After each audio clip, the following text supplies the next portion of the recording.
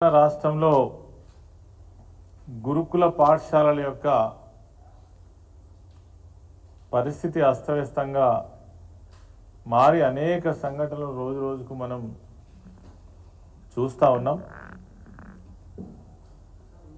తెలంగాణ రాష్ట్రం ఏర్పడ్డ తర్వాత ఆనాటి ముఖ్యమంత్రి కేసీఆర్ గారి నాయకత్వంలో మరి ముఖ్యంగా ఎస్సీ ఎస్టీ బీసీ మైనారిటీ వర్గాల కోసం మంచి విద్యను అందించి వాళ్ళ యొక్క భవిష్యత్తును తీర్చిదిద్దాలి, వాళ్ళకు ఒక మంచి భవిష్యత్తు ఉండాలనే ఉద్దేశంతో గురుకుల పాఠశాల వ్యవస్థను ఎంతో గొప్పగా తీర్చిదిద్ది వేలాది కోట్ల రూపాయలు వెచ్చించి దేశంలోనే గురుకుల పాఠశాలలంటే తెలంగాణ రాష్ట్రంలో గొప్పగా మరి వాటి యొక్క నిర్వహణ జరుగుతుందని అనేక మంది వివిధ రాష్ట్రాల నుంచి ముఖ్యమంత్రులతో పాటు అక్కడ ఉన్నటువంటి విద్యాశాఖకు సంబంధించినటువంటి అధికారులు వచ్చి ఇక్కడ 2-3 రోజులు ఉండి పరిశీలించి ఇక్కడ ఏ రకమైనటువంటి చర్యలు తీసుకుంటున్నారు అని చూసిపోయినటువంటి పరిస్థితి.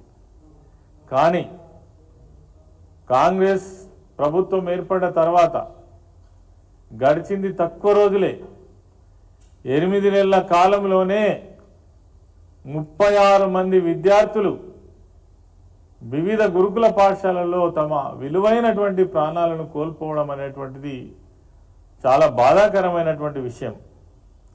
అంటే ఈ ప్రభుత్వం యొక్క నిర్వహణ ఎంత ఘోరంగా ఉన్నదో దీన్ని బట్టి మనకు అర్థమవుతా ఉంది.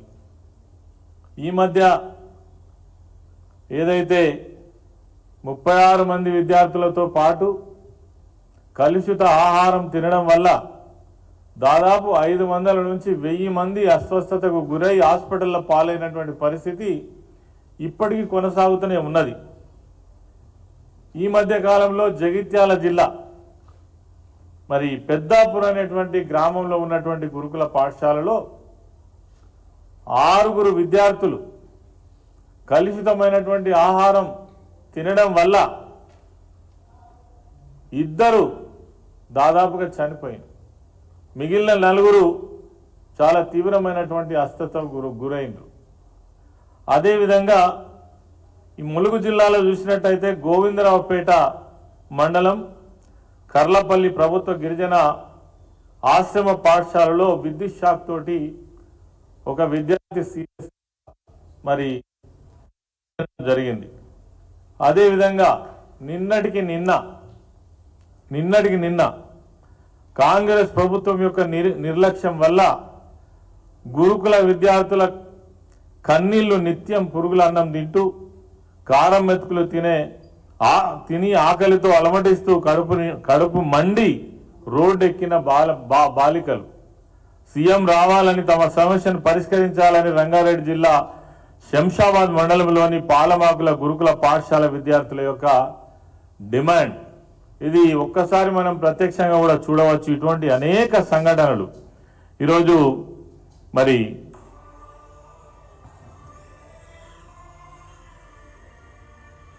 ఇటువంటి అనేక సంఘటనలు రోజు చోటు చేసుకుంటూనే ఉన్నాయి, ఏదో ఒక జిల్లాలో ఏదో ఒక గురుకుల పాఠశాలలో.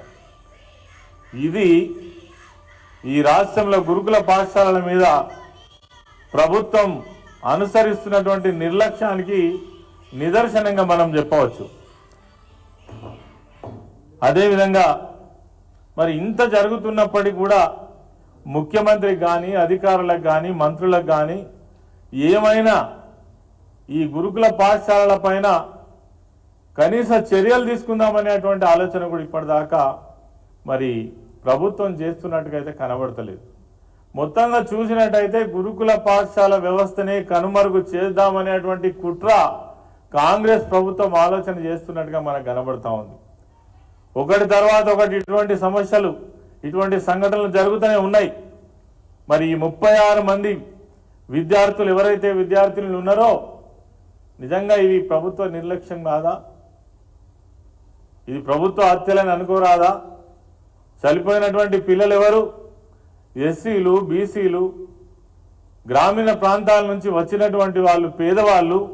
అంటే వాళ్ళ పేదవాళ్ళ యొక్క ప్రాణాలకు విలువ లేదా ఈ ప్రభుత్వంలో అని మేము డిమాండ్ చేస్తున్నాం పేద ప్రజల పక్షాన, గురుకుల పాఠశాల విద్యార్థులు వాళ్ళ తల్లిదండ్రుల పక్షాన. అదేవిధంగా కనీసం రక్షణ కూడా లేకుండా పోయింది కాంగ్రెస్ ప్రభుత్వ హయాంలో గురుకుల పాఠశాలకు.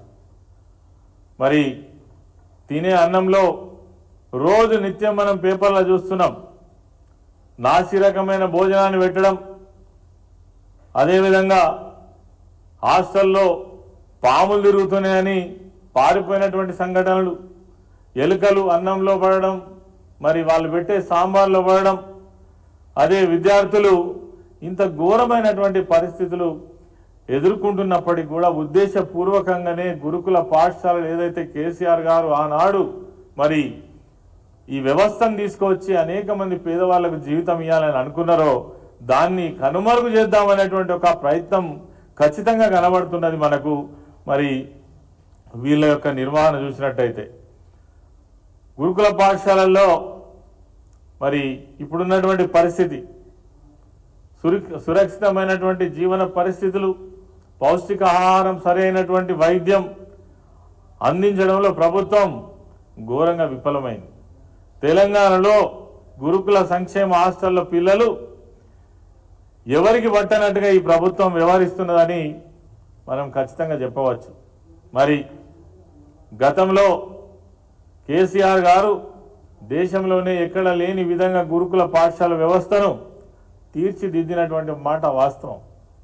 అదేవిధంగా ఆనాడు 10 సంవత్సరాల అధికారంలో ఉన్నది కాంగ్రెస్ ప్రభుత్వమే. గురుకుల పాఠశాల వ్యవస్థ పేరుకు ఉండేదబ్బా, దానిలో అడ్మిషన్ తీసుకోవడానికి కూడా ఎవరు ముందుకు రాలే. కానీ అలా అడ్మిషన్లు దొరకని పరిస్థితి. లక్షల మంది అప్లై చేసుకుంటే కూడా గురుకుల పాఠశాలలో అడ్మిషన్ దొరకనటువంటి పరిస్థితి. ఎందుకంటే 10 సంవత్సరాల కాలంలో గురుకుల పాఠశాలలలో మంచి సౌకర్యాలతో మంచి నాణ్యమైనటువంటి విద్యను అందించి అనేక మంది లక్షల మందికి భవిష్యత్తు ఇచ్చినటువంటి పరిస్థితి గత ప్రభుత్వంలో మనం చూసినాం.